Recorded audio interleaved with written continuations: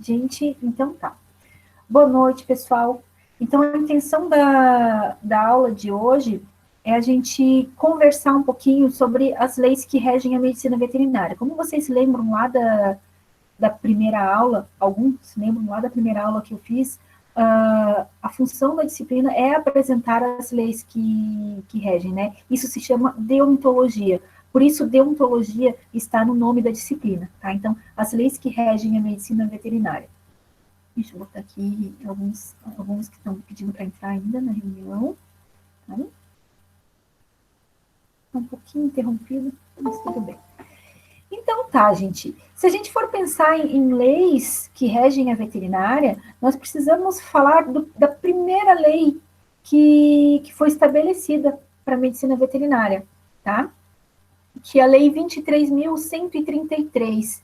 E aí eu vou colocar aqui para vocês, tá?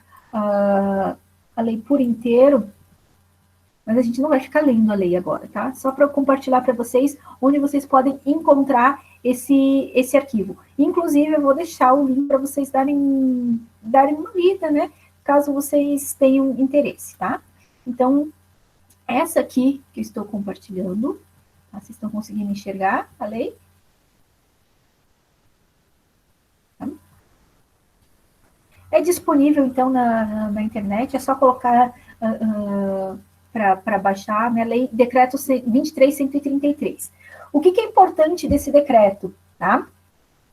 É o primeiro decreto que realmente regulamenta o exercício da profissão da medicina veterinária, tá? Porque antes disso, você não precisava ter diploma, você não precisava ser regulamentado para exercer a medicina veterinária. Você só precisava dizer que sabia a respeito e trabalhar, né? Então, a partir de 1933, e eu acho essa lei, assim, muito recente, inclusive, né? Demorou muito para a veterinária ser regulamentada, né? Foi regulamentada, então, pelo governo Getúlio Vargas, né? E vocês têm, assim, alguma ideia dessa data, 9 de setembro? Já ouviram falar dessa data? Podem colocar no chat. Vocês lembram o que significa? Dia do médico veterinário. Quem que acertou aqui? Késia. Falou primeiro. Isso mesmo, Alice. Certo? Então, 9 de setembro, ele é considerado o dia do veterinário graças a esse decreto, tá? Então, que foi lançado em 9 de setembro de 1933. Então, foi criado pelo governo Getúlio Vargas, aqui, deixa eu botar aqui embaixo, assim, botar aqui embaixo, certo? Né? Então, foi decretado pelo governo Getúlio Vargas, e é a primeira vez, então, que se fala da regulamentação, tá? E aqui, ó, é importante, vamos colocar aqui, tá? Que é preciso ter diploma para ser médico veterinário. Aqui fala também, né, o valor do registro, né, que tem que pagar, obviamente, no Brasil. Impostos a gente tem bastante, né?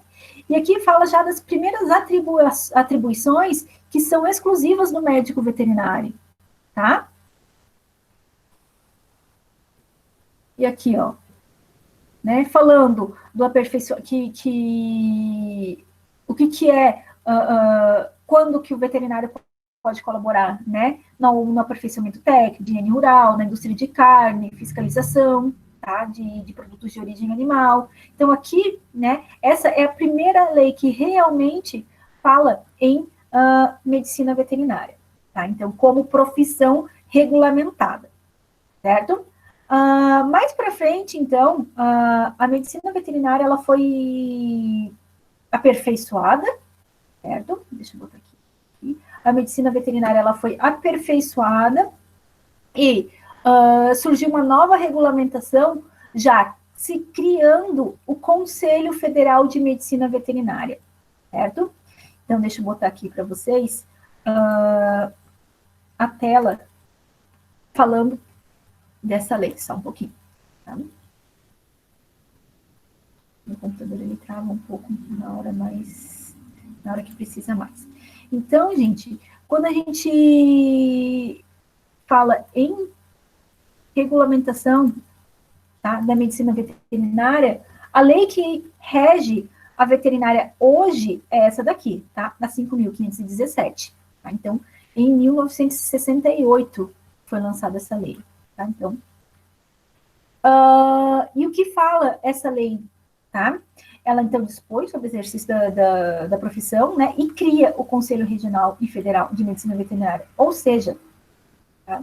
Para exercer a profissão de medicina veterinária, né? Ele precisa, então, da carteira profissional, né, emitida pelo Conselho Federal de Medicina Veterinária.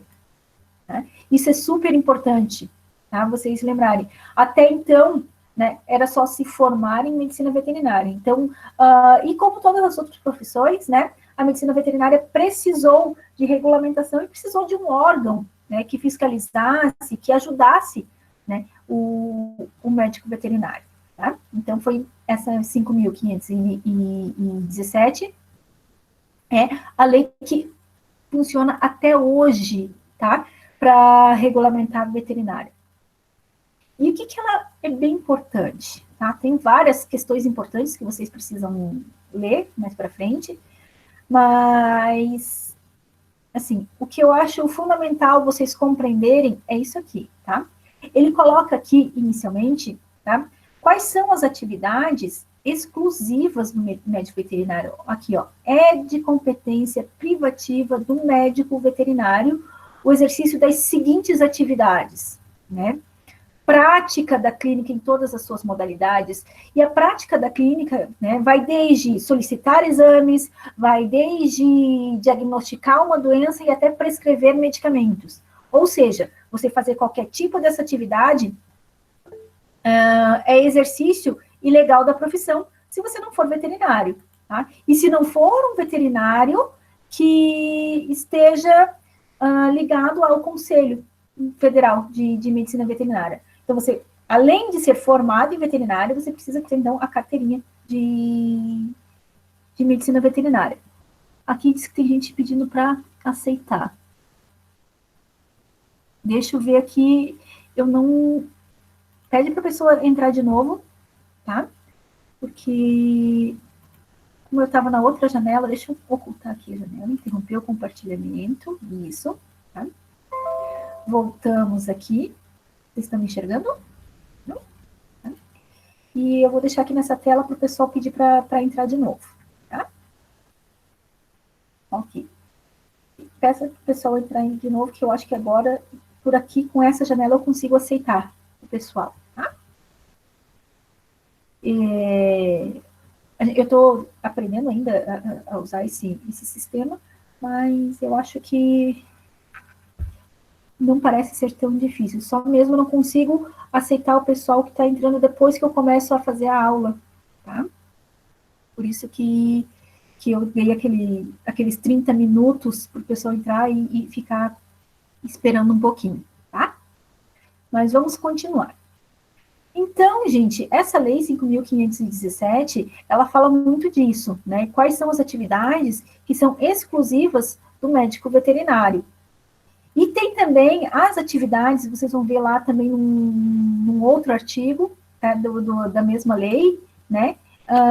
Quais são as atribuições do veterinário, mas que também podem ser feitas por outros profissionais. Então, são atribuições do veterinário, porém, tá? Outras profissões são capazes de realizar também, certo? E aí, algumas funções, por exemplo, né,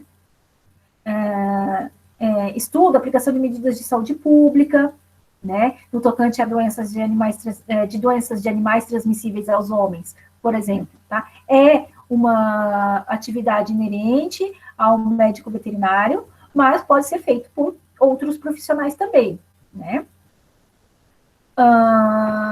Participar de exames para efeito de inscrição, né, em registro genealógico, por exemplo, pode ser feito por um zootecnista, né? Então, assim, tem algumas atividades que podem ser, então, atribuídas a outras profissões, apesar do veterinário estar apto de realizar também. Tá? Então, eu vou pedir para vocês darem uma olhadinha também, eu vou deixar o link para vocês nesse material, que é a nossa principal lei, tá, gente? As duas principais leis que vocês precisam conhecer, tá? É a 5.517 e o Código de Ética do Médico Veterinário, né? O Código de Ética vocês precisam saber, decoro e salteado.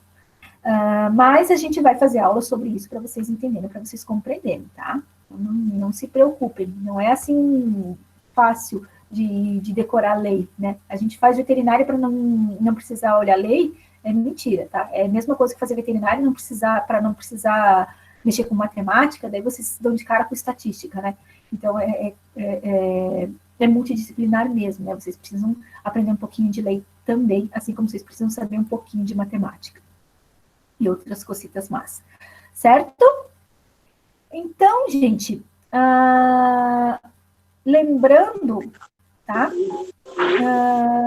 Olha, pode a retirada do estabelecimento.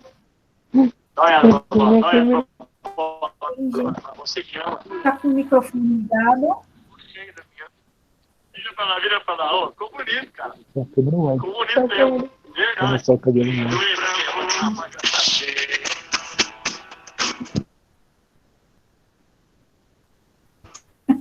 Tem alguém aqui que tá... Gente, eu tô gravando essa aula, povo, pelo amor de Deus.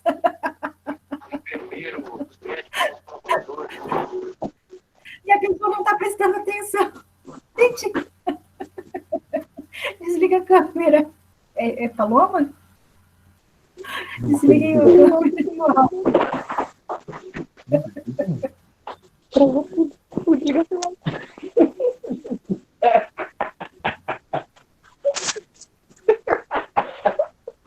Ai, meu Deus.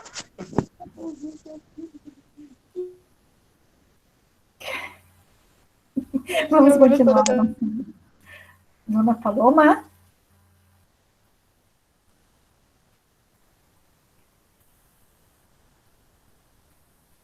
Aí. Eu acho que eu consegui desativar o som da Paloma. Aí.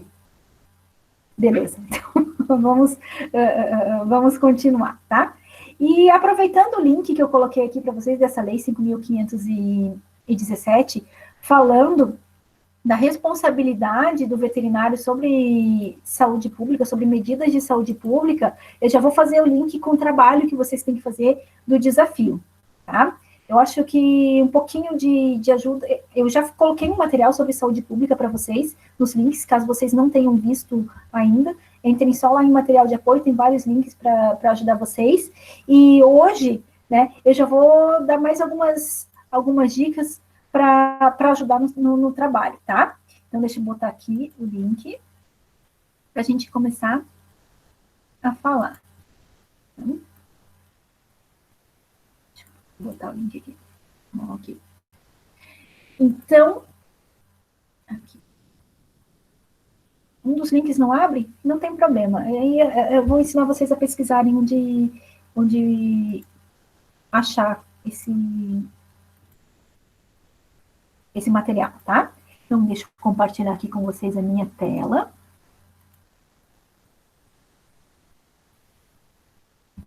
Já abriu para vocês? Minha tela? Sim.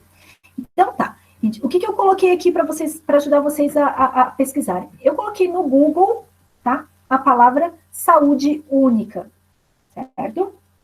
E aqui tem uma página do Conselho Federal de Medicina Veterinária falando só sobre saúde única. Então, vocês podem clicar aqui, ó, em saúde única do Conselho Federal de Medicina Veterinária, certo? Aqui a gente vai abrir, minha internet ela não é uma das melhores, né, mas já dá. Então, tá aqui, ó. Deixa eu ver ela. Então, aqui fala um pouquinho do conceito de saúde única, né? Que a saúde única, então, é um termo utilizado para mostrar que a relação é indissociável. Ou seja, não existe como falar em saúde humana né? Sem se falar em saúde ambiental e saúde animal. Então essas três saúdes estão intimamente interligadas, e quando há um desequilíbrio em alguma dessas áreas, obviamente vai ocorrer o desequilíbrio da saúde humana, tá? Então, aqui, nesta página, vocês têm algumas explicações, e aqui, ó, eu gostaria que vocês vissem esse vídeo aqui, tá? Entre aqui, série CFMV Explica, né? Falando aqui, ó, saúde única, e tem um vídeo muito, muito legal. Vamos ver se vocês conseguem ver aqui, tá? Aí eu botei o link direto no YouTube, e vou deixar também esse link disponível para vocês, para em 2 minutos e meio, mais ou menos, tá? E óbvio, né, que não é para fazer igual, né, mas dá para fazer algo parecido. Estão conseguindo ouvir o vídeo? O que é saúde única? O termo é recente, mas o conceito vem da antiguidade grega, quando Hipócrates, considerado o pai da medicina, defendeu a ideia de que a saúde pública estava ligada a um ambiente saudável. O que é saúde única? O termo é recente, única representa uma visão integrada, mostrando que a saúde de animais, seres humanos e meio ambiente estão intimamente ligadas. As interações entre humanos e animais... É só para vocês virem o tipo, tá? Depois vocês vão ver sozinhos, tá? Então, aqui, ó, tá? Deixa eu clicar aqui para parar o vídeo. Pela transmissão de doenças, entre elas, as chamadas zoonoses. Porque não tô conseguindo parar o vídeo. Organização Mundial de Saúde Animal, 60%.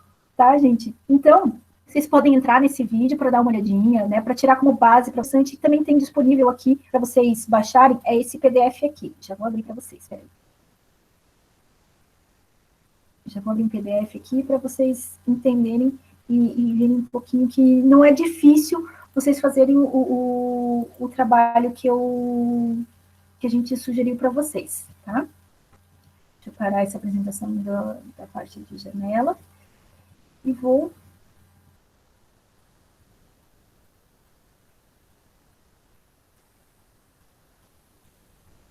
Depois que a gente começa a reunião, eu não consigo aceitar vocês, tá? E aqui, ó, é sobre o desafio. Vocês podem enviar diretamente pelo fórum, tá? Anexar o trabalho. Se vocês não estiverem anexando, depois me avisem que eu peço para o pessoal do TI, da Tecnologia de Informação, ajudar nisso, tá? Então, olha aqui, ó. Vocês estão vendo o folder aqui de saúde única, da importância do veterinário para a saúde pública? Tá, esse é um folder que foi divulgado pelo Conselho de Medicina Veterinária, falando de saúde única e falando, né, da importância do veterinário para a saúde pública, né? Então, ó, saúde única representa uma visão integrada da saúde, considerada única e composta por 3 áreas indissociáveis, humana, animal e ambiental, né? Então, é um folder explicativo justamente com o mesmo objetivo que a gente propôs para vocês, mostrar para a população, tá, qual é a nossa função como médico veterinário sobre a saúde pública, né? Até postei no grupo de vocês falando que, assim, a piadinha no começo tinha graça, né? Aquela piadinha sobre, o veterinário, sobre ajudando no combate à Covid, né, 19, aí falando do termômetro, né, vocês viram as piadinhas, né? Você sabe como o veterinário afeta a temperatura, né? Ou então, o veterinário não sabe que 38 graus e meio é febre, né? Ou coisas desse tipo, vai perguntar se é castrado, se não é, né? Tem as milhares de piadinhas sobre veterinário. Tudo bem, no comecinho até a gente deu risada, mas depois eu comecei a me sentir ofendida, né? Por quê? Porque realmente a população não entende a nossa função, tá? E aí, assim, eles convidaram até veterinários para ajudar no combate. Não é até veterinários. Eu acho assim, ó, chamaram educador físico, chamaram fonoaudiólogo, chamaram veterinário, mas acharam esquisitíssimo chamar veterinário, né? E vamos pensar que o veterinário estuda epidemiologia, estuda microbiologia, estuda virologia, e a maioria das doenças endêmicas, das pandemias, são relacionadas com zoonoses. A maioria é zoonose. Se você for pensar aqui, a própria Covid-19, gente, ela se iniciou com o quê? Acredita-se ou que foi com um pangolim ou com um morcego, né? Então, e aí, o estudo do veterinário sobre essas espécies ajudaria muito, né?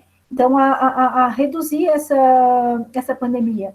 Então, gente, nós temos que pensar de uma forma mais aberta, né, com relação ao veterinário, porque nós somos importantes, sim, para a saúde pública, e a nossa função é realmente mostrar para a população que nós somos assim, que nós precisamos, eles precisam da gente na sociedade, né? Nós não somos só veterinários de bichinho, veterinários, médicos de animal, né? Nós somos médicos de animais, somos, tá? Mas somos muito mais que isso, somos médicos de gente também, tá? E sim, nós estudamos mais do que uma espécie, né? Nós estudamos várias espécies, inclusive a espécie humana, né?